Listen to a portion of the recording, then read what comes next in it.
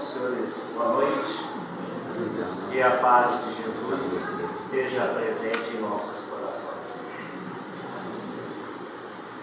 Primeiro, agradecer o convite feito pela casa, sempre agradecendo a oportunidade de trabalho, a oportunidade da gente discutir, passar a aprender informações. Muito importante esse intercâmbio entre as casas, porque geralmente quando vem uma pessoa de fora tem uma visão, um exemplo um pouquinho diferente. Então é um dia especial hoje, estamos comemorando aí 162 anos do Livro dos Espíritos, mas eu gostaria que nós pensássemos um pouquinho diferente no dia de hoje. Não pensando apenas no Livro dos Espíritos, mas pensando da seguinte maneira: o que seria de nós sem a doutrina espírita? E na verdade, no dia 18 de abril de 1857, foi lançado o Livro dos Espíritos. E esse livro foi lançado com todas as bases filosóficas, científicas e religiosas da nossa doutrina. Esse livro é a base de todo o conhecimento espírita. Esse livro foi dividido em 4 livros logo na introdução. Logo no início, da questão 1 até a questão 75, fala das causas primárias. Fala de Deus, criação do mundo, do universo, dos seres. Então tem de uma forma didática trazer as nossas origens. Depois, no segundo livro, ainda dentro do Livro dos Espíritos, ele vem trazer o intercâmbio mundo espiritual. Como é que é a influência dos espíritos no plano material? Qual a influência do homem encarnado no mundo espiritual? Qual o processo da vinda? Qual o processo do desencarne, da reencarnação?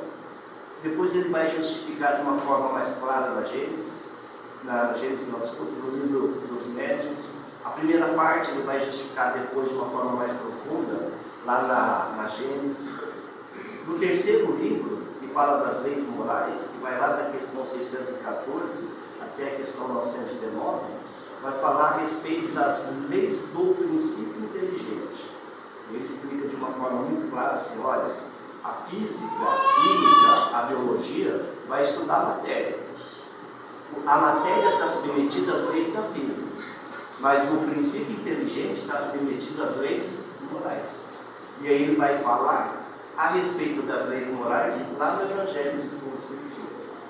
E o quarto livro, o último livro, vai lá da questão 920 até 1019, ele vai falar a respeito das penas, consolos e gozos da vida atual, quer dizer, nós encarnados, e da vida futura, nós desencarnados. E aí ele vai explicar de uma forma completa lá no livro Céu e Inferno. Então, quando Kardec lança esse Livro dos Espíritos, ele lança uma boia para todos aqueles que queriam uma religião que pudesse explicar os fatos. Kardec diz que não há nenhuma religião senão aquela que possa encarar face a face a razão em qualquer época da humanidade. Então, hoje a gente pensa: como é que nós estaríamos se não fosse a doutrina espírita? Quantos erros não teríamos cometidos? Quantos equívocos não estaríamos fazendo conosco, com a nossa família?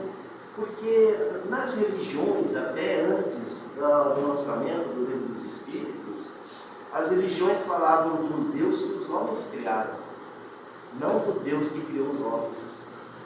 Nós sabemos que quando Jesus veio, ele veio trazer o Evangelho do amor.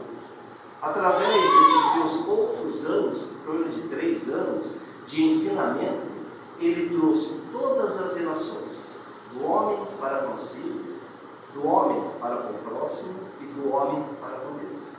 Está tudo narrado de uma forma muito clara, muito objetiva no seu Evangelho.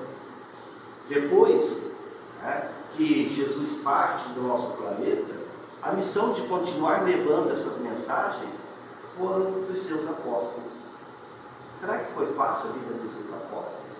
Com certeza não. Todos sofreram perseguições, foram assassinados, né?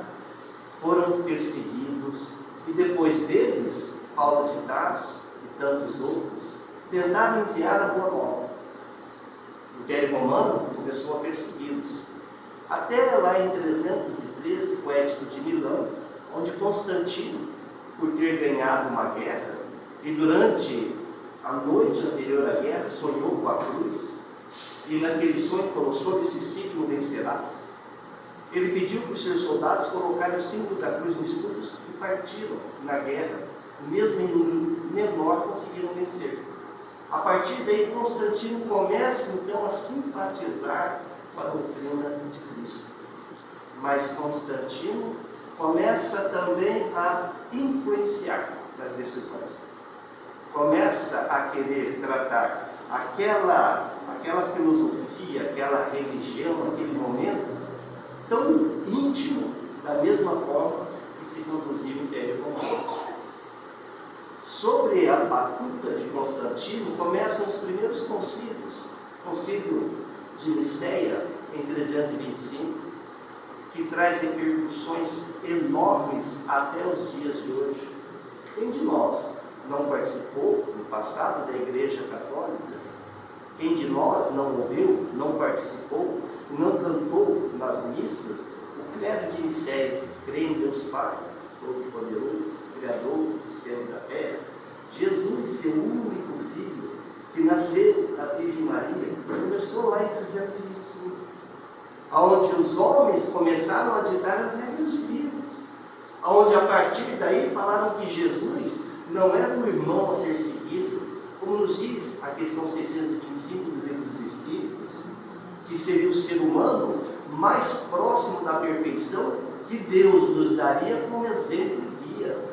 Deveríamos olhar em suas atitudes e segui-las. A Igreja do Cristo é o nosso interior. É a fagulha divina que trazemos todos nós desde a essência da nossa criação.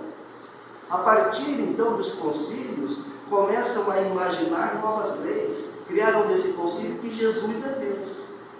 Jesus é Deus. Jesus é o irmão a ser seguido. Jesus é o nosso modelo e guia. Não satisfeitos com isso, lá em torno dos 381, no primeiro concílio de Constantinopla, colocam mais uma pessoa, o Espírito Santo. E aí criam a Santíssima Trindade. Criam o mistério da fé, o Pai, o Filho e o Espírito Santo em uma só pessoa. E eis aí todo o mistério. Jesus não disse nada disso. Quem disse foram os homens dos concílios de Éfeso, em 381. Mais tarde, no concílio de Constantinopla, mais tarde, no concílio de Éfeso, aí sim, em 431, surge a ideia da virgindade de Maria. A partir daí, Maria teria concebido Jesus, mesmo sendo virgem. Dois evangelhos que citam isso. Apenas dois dos quatro. O Evangelho de Mateus e o Evangelho de Lucas. Para quem escreveu Lucas? Lucas teria escrito o Evangelho para os gregos. E os gregos tinham as concepções dos deuses com as mulheres. E criavam seres deuses, deuses das mitologias. Tanto é que o anjo Gabriel vem anunciar o nascimento de Jesus para Maria ou para José. Depende do Evangelho. Se a gente pegar o de Lucas, é para Maria. Mas se pegarmos de Mateus, é para José. Mas ele se equivocou? Não. Porque o Evangelho de Mateus teria sido escrito para os hebreus. E o hebreu, a mulher, não participaria disso. Porque é uma sociedade extremamente machista naquela época. Portanto, contava-se a história da maneira que se queria. E de onde que surge essa divindade, essa virgem que daria o Messias? Começa lá em Isaías, no Antigo Testamento. Quando eles começam, então, a ter influência da religião persa, do zoroastrismo, onde lá já se falava da virgem, já se falava do Messias. Foram incorporando e trazendo nas suas histórias.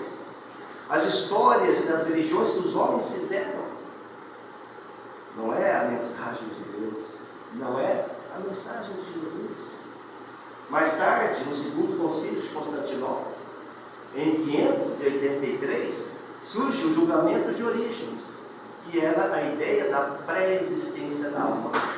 A alma não era concebida no momento, mas ela já pré-existia, e dá a entender claramente o processo da reencarnação. Refutaram essa ideia. Portanto, todas essas ideias foram refutadas pelos homens. Portanto, quando nós começamos a olhar a criação, a partir lá de 1225, do Concílio de Latrão, de Leão, onde eles falavam dos purgatórios, dos infernos, do fogo eterno, aí a evolução da ciência começa. A evolução do homem começa. E como diz Kardec, lá na questão 974, o que pensar dessa doutrina do fogo eterno? O que pensar dessa doutrina do castigo em fogo? Olha só a ideia de Kardec, como era claro, ele dizia o seguinte: essa ideia de fogo eterno, na questão 974, vede que serve como freio, mas entre apenas aqueles que ensinam. Então ficava aquela ameaça, né? Oh, se você pecar, você vai arder no inferno, você vai arder eternamente no fogo. Serve de freio? Não sei, continua Kardec. Se ensinardes coisas que mais tarde a razão venha a requerer, causarás uma impressão que não será duradoura nem salutar. Olha só o que Kardec fala. Não adianta ensinar essas histórias na carochinha. Elas servem para um nível de intelectualidade.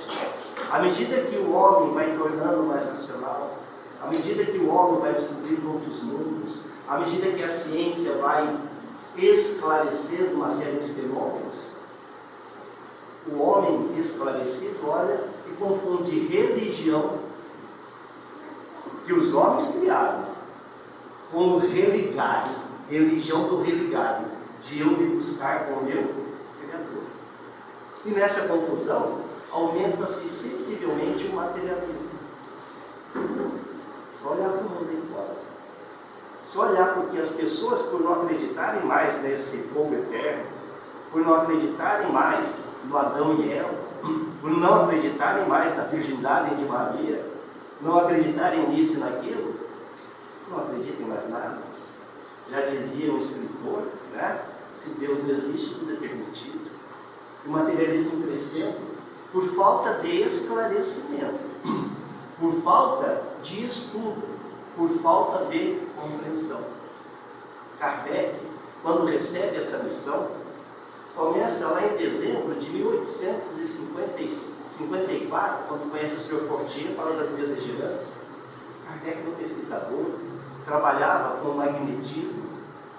Não, eu trabalhava com isso, dizia ele. Ele falou, não, vamos a uma sessão. E a sessão que mais impressionou Kardec foi na sessão de agosto de 1855, quando ele viu as mesas pulando. E aí ele disse, para mim, esse momento é o momento da queda do cavalo da estrada de Damasco. Vi um novo mundo, vi uma nova possibilidade. Vi que eu poderia questionar aqueles seres para falar da imortalidade, para falar o que acontece do lado de lá. Vi naquelas mesas um processo de comunicação e começou a investir nisso. Só que na casa da senhora Premeison, ela era uma médium de efeitos físicos, e ele estava com uma cordeia, que era uma cesta de bico que ficava indicando as letras, e o efeito físico dela era com mesas. Ele não conseguia resultado. Só conseguia resultado quando duas jovens, filhos do senhor Baldan, estavam participando.